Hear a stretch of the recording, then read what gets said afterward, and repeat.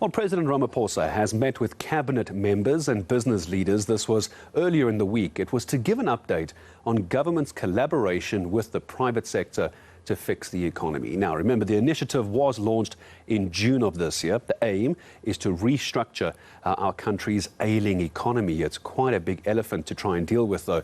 The president, listen to this, saying good traction has been achieved within the energy area through the National Energy Crisis Committee. BUSA CEO Cas Kuvadia making time for me this morning. Cas, good to have you on eNCA. And we're just talking about how Eskom has said, oh, even though it's warmer, still going to be stage 4 blackouts. I can't imagine that much progress has been made. You agree or disagree? No, I disagree. I think that we've been saying for quite some time that we're not going to get rid of load shedding until we actually make progress on fixing up some of the problems at the power stations, and we make progress on getting more renewable energy onto the grid. And that's going to take time because we only started with that sometime last year. Had we started with that a few years ago, we might not have been in this problem. So I'm not surprised that we're still going to have load shedding during summer. I think what this initiative is doing is that we want to try and stop the slide that the country is in. And we believe that if we can make some critical interventions in energy, in logistics, and in crime and corruption over the next 12 to 18 months, we can at least stop the slide and gives us the space to turn the ship around. So I think that when the president says that progress has been made in energy, the fact that they might be able to stabilize load shedding in the next few months, that means that there's progress. But if there was an expectation from the public that load shedding would have ended by now, then I think that expectation needs to be tempered, because certainly as business, we've been saying that until we actually get the power stations fixed up, those that are working and those that are still commissioned, and get more renewables onto the grid and get the grid sorted out. And it's those sorts of things that we're working with government on and providing capacity to support government to get done. You've named 4 very important issues. I see them bottom of our screen as well. Let me remind viewers: energy, logistics, crime and corruption. I'm sure it's well known you can't give every problem 100% of your attention and expertise. Which of those do you think needs to be dealt with first? What's the pecking order? What's the triage in a situation like this? Well, we've identified these 3 areas because we believe these are the most critical areas at the moment, both for investment and growth, as well as in the national interest. And we are trying to focus substantially on these 3 areas. What we don't want to do is to lose focus and add to these 3. So people have said deal with education, people have said deal with health, deal with water. Well, a whole lot of stuff needs to be done, and business organizations with government need to continue bashing away at those. But we do want to give equal focus to these 3 areas. I think the energy area started not in June this year, but last year, when the president announced his energy action plan. He asked for help to implement the plan. We raised money. We've now put expertise into NECOM, the National Energy Crisis Commission.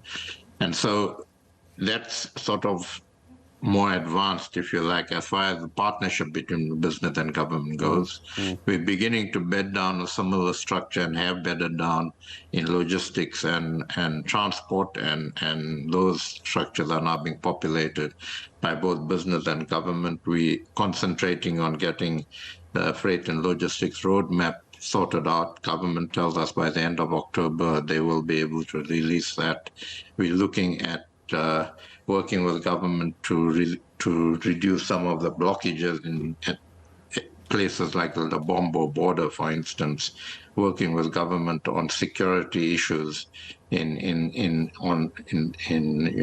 north and central corridors, as well as Majuba rail line. How bad is that, Cas? You mentioned the border side of things as well. According to BUSA, how bad is that situation? Because we're hearing reports that essentially it's just a walkthrough for anyone wanting to enter our country, which is then dangerous for our economy, etc., and employment. How bad is it? Yeah, no, it is bad. It's pretty bad, and as well as blockages at, for instance, Lubombo border post, where trucks are backed up and so on. And we're trying to work with them, do what is necessary to actually unblock that, do what is necessary to literally mend the holes that are in our border system and on our borders. On crime and corruption, it's been a bit slower. We haven't bedded down the structure yet, which we need to do. But we're working with the NPA to see how we can add to the capacity of the NPA, but we want to do that very carefully without impinging on the independence. We're also looking at modernizing the 10111 Emergency Response Center, and so that's the sort of focus on the crime and corruption. And those are some of the big issues that I think the public would like to see, especially 10111. Thanks for bringing that up. We'll follow up with that as well. But it's not a great number at the moment. I want to ask you about the criticism aimed not at business, it's actually aimed at government. But because we're talking about these government and private business partnerships, you having to step in is the criticism, because essentially government can't get this right. They don't know what they're doing. They need the private sector to come in and bail them out. What do you make of that critique?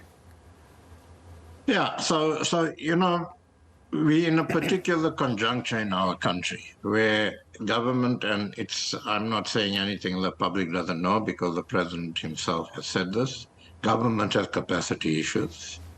They are unable to deal with a number of issues they need to deal with.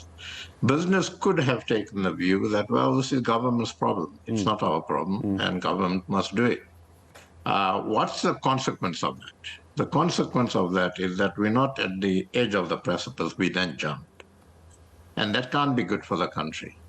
So we took the view that if we can, in this particular conjuncture, help to actually get some of the important things done as quickly as possible and stop the slide and build some capacity in government, then government needs to actually do what it needs to do, but at least to stop the slide. We're not saying this is the panacea to all our problems.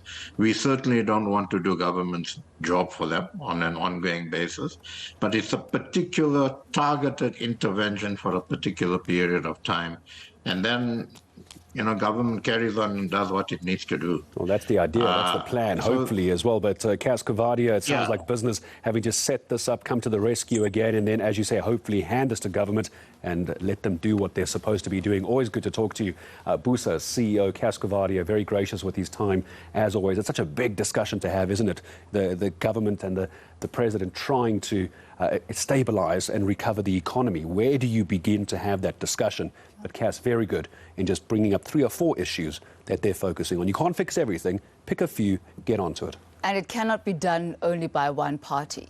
In the sense that those partnerships are very important. But the one key thing, Gareth, that stands out for me is the issue of not just the provision of the finances, because we can see that provision has been made, specifically in the Rooiwal, I'm thinking of that particular case. The treatment plant, yeah. The treatment plant. So provision has been made, financial provision, but after the funds have been released, let the work actually happen. Let there be no corruption in order for the end results to actually be manifest. The plans are all there, but a wastage of finances, corruption, really is where the problem is. I've always wondered, we're going to take you to a break now, I've always wondered why when it comes to these big projects, money like that is not left in an escrow account. Like if you're working through a lawyer, money is left in a safe holding, an escrow account, and once the work is done, then it gets released. Then I imagine we'd start seeing a lot more work being done on time and on budget. Once the work is finished, then you get paid. Not this releasing of the money before, but you might need the funds. That's right, because you need to be liquid. You need to be able to finance. But you can't just drop 450 million rand. It's almost as you need it. And I think we also have then issues of integrity. You certainly hope that the people that you are working with are men and women of integrity who are there to do their jobs. And it's the but I hope. guess that's the best case scenario that we're hoping for here. And certainly it doesn't seem to be something that's working at this point. No. But solutions-oriented approaches are certainly where Cascavade is coming from, as well as BUSA. Right, so that conversation not going to go away anytime soon. If you're looking for your sports news, don't worry, we're not going to keep you hanging Nandi with this. Sundowns owning, dominating, winning.